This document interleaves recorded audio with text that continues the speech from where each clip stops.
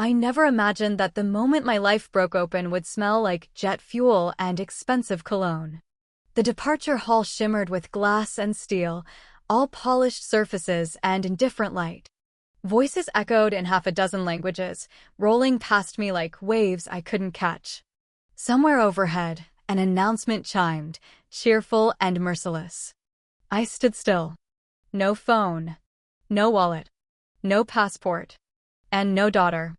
Just minutes earlier, she had been right there, close enough that I could see the tension in her jaw, the tight smile she reserved for public places.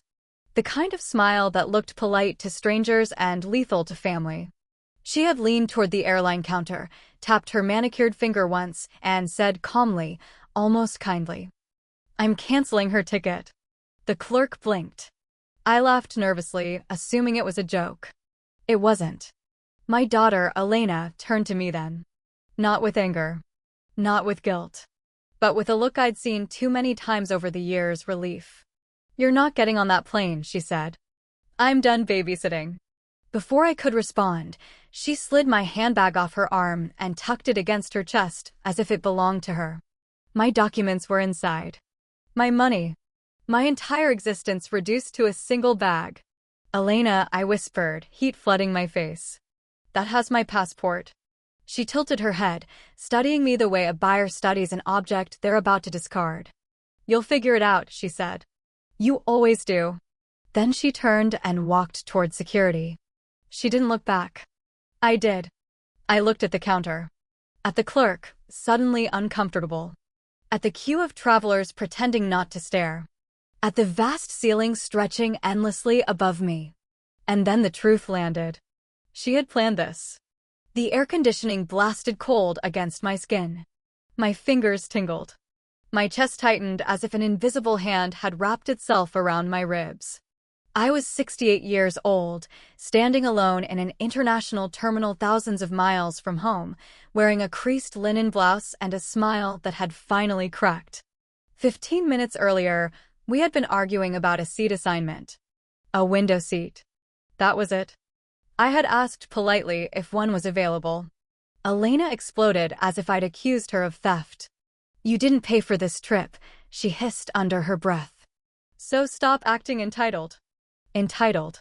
The word echoed now as I watched families roll designer luggage past me, children laughing, couples arguing over coffee.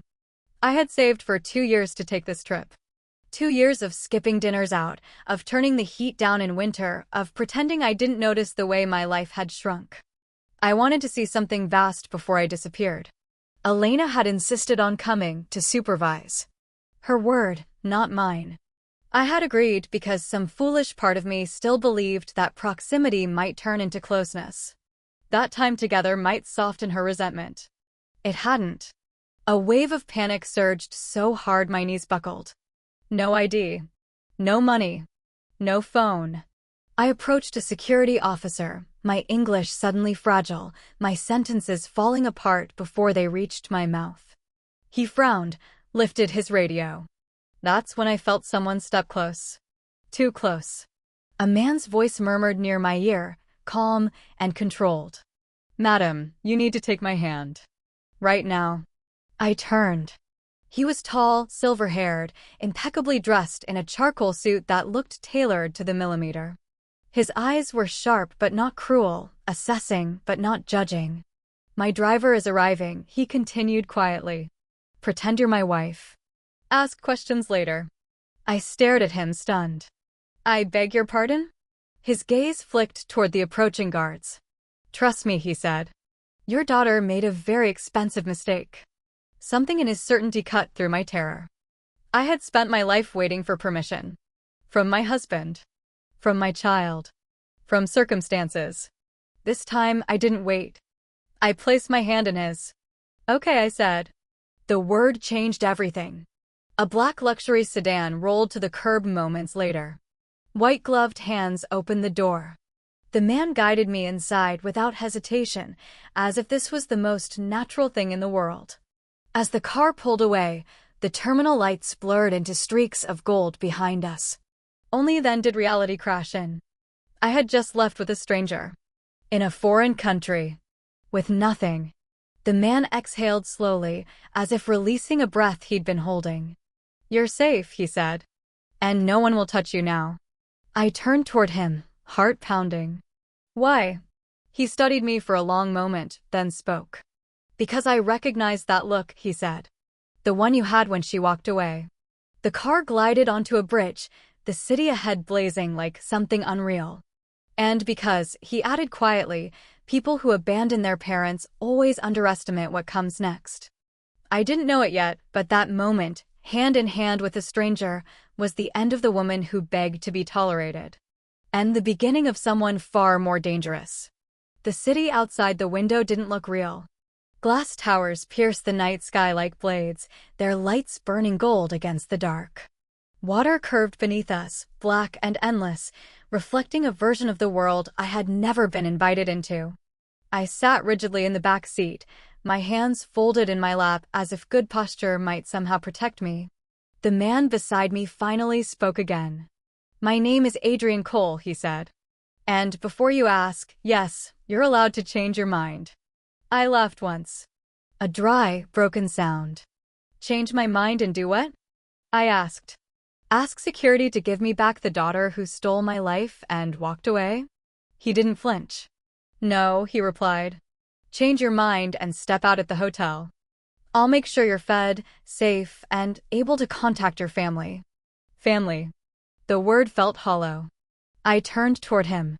In the muted interior light, I noticed the faint lines etched into his face, not age exactly, but fatigue. The kind that comes from carrying weight too heavy for one person. "Why me?" I asked. He didn't answer immediately. Instead, he loosened his cufflinks, a small, precise movement that told me everything about him. Control mattered. "Because you weren't acting," he said at last. "And because desperation doesn't frighten me." The car slowed as we approached a private entrance framed by stone and soft lighting. A uniformed attendant opened the door without question. I hesitated. "This is where you tell me what you want," I said. Adrian met my gaze. "Dinner," he said. "And a conversation." The lobby was hushed, perfumed, designed to make people feel small without ever saying so. We were escorted upstairs, past silent elevators and artwork that probably cost more than my house back home. Inside the suite, Adrian gestured for me to sit. "First," he said, "you eat." A tray appeared as if summoned by thought alone. Warm bread. Soup. Water. My hands shook as I lifted the spoon. "You don't owe me gratitude," he said quietly. "But you do owe me honesty." I swallowed. "What do you need me to lie about?" A flicker of something, approval, perhaps, crossed his face. "Tomorrow night," he said, "I have a private dinner with investors who value appearances more than facts. Widowers make them nervous. Lonely men make them suspicious." I stared. "You want me to be your wife?" For a short time, he corrected. Publicly. Convincingly. I let out a sharp breath. "You could hire anyone." "I tried," he said. "They performed. You would live it." The words settled heavily between us. "And what do I get?" I asked. He didn't hesitate. "A secure place to stay. A phone. Full access to medical care if you need it. And when this ends, $20,000. The number knocked the air from my lungs. "That's more than." "Then your pension earns in half a year," he finished calmly. I looked at him sharply. "You did your homework." "I needed to know you wouldn't agree out of greed," he said. "Only necessity." Anger flared, sharp and unexpected. "My daughter made me necessary," I said. "You're just offering a direction." Adrian nodded once. "Then consider this an exchange between equals." I stood, my legs unsteady.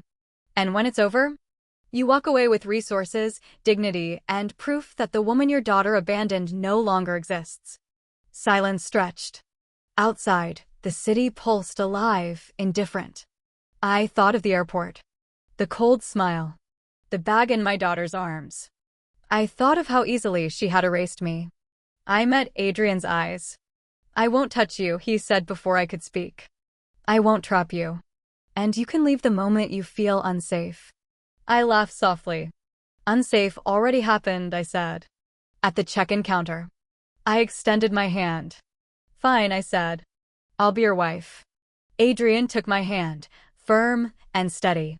Then tomorrow, he said, we begin rewriting how the world sees you. I didn't know it yet, but I wasn't just stepping into a role. I was stepping into leverage. I didn't sleep that night. Not because the bed was unfamiliar or the room too quiet, but because my mind refused to let go of the thought that haunted me most. Elena believed I was helpless. She believed that once she walked away, I would fold. That I would panic, beg, disappear quietly, just as I always had. She was wrong. At dawn, a woman knocked softly and introduced herself as Camille. She moved with the calm efficiency of someone who had spent her life managing other people's chaos. Mr. Cole asked me to take care of you today, she said. We have very little time. She wasn't wrong. In a private boutique overlooking the city, garments waited on racks like silent judges. Camille studied me, not critically, but strategically. You've spent your life making yourself smaller, she said matter-of-factly. We won't be doing that anymore. The dress she chose wasn't flashy. No sequins. No drama. Just clean lines, deep color, quiet authority. When I looked in the mirror, I didn't see a stranger. I saw myself, only uninterrupted. That evening, the car arrived again. This time, when Adrian offered his arm, I took it without hesitation. The restaurant hovered above the city, glass walls dissolving into night. Men in tailored suits paused mid-conversation when we entered. Their eyes flicked toward me, then away, then back again. Not because I was young. Not because I was decorative. Because I didn't look lost. Adrian introduced me simply. My wife. The word settled on my shoulders, not as a burden, but as armor. The dinner unfolded slowly. Conversation danced around markets, acquisitions, expansion strategies. I listened. I always had.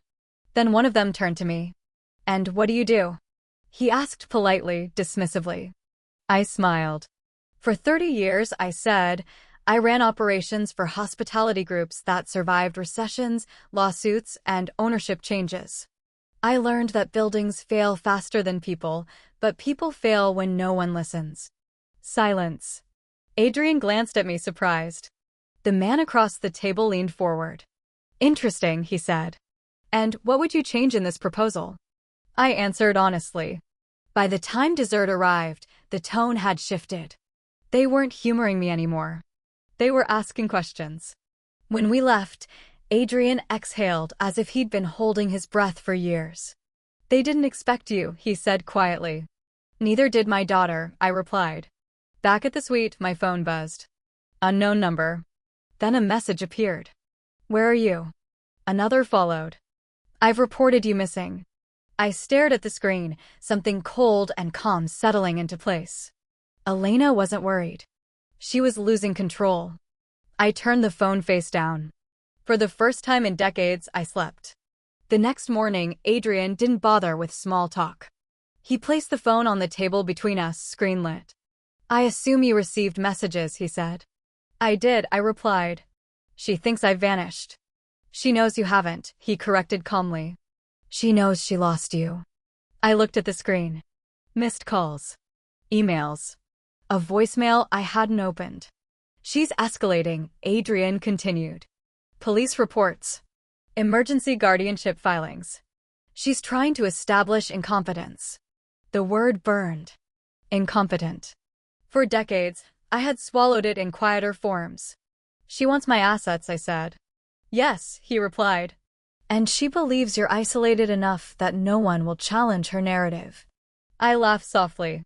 She's still imagining the mother who apologizes. Adrian's gaze sharpened. Do you want to stop her? The question wasn't dramatic. It was surgical. Yes, I said. But legally. He nodded once and made a call. By noon, the room filled with quiet efficiency. Documents appeared. Names were spoken with precision. Jurisdictions crossed. I wasn't being rescued. I was being armed. That afternoon, the message arrived. Asterisk, you need to come home immediately. You're being manipulated. If you cooperate, this can end quietly. Asterisk. I typed my reply myself. Asterisk, I'm safe. I'm competent. And I'm not returning under threat. Asterisk. Seconds later, another message. You're making a mistake. I smiled. Yes, I whispered. But not the one you think. That evening, Adrian handed me a folder. Everything she's touched, he said. Properties. Accounts. Signatures. I opened it slowly. Forgery. Unauthorized transfers. A canceled return ticket. She hadn't just abandoned me. She had prepared to erase me. Pressing charges is an option, Adrian said. But timing matters. I closed the folder. Not yet, I said.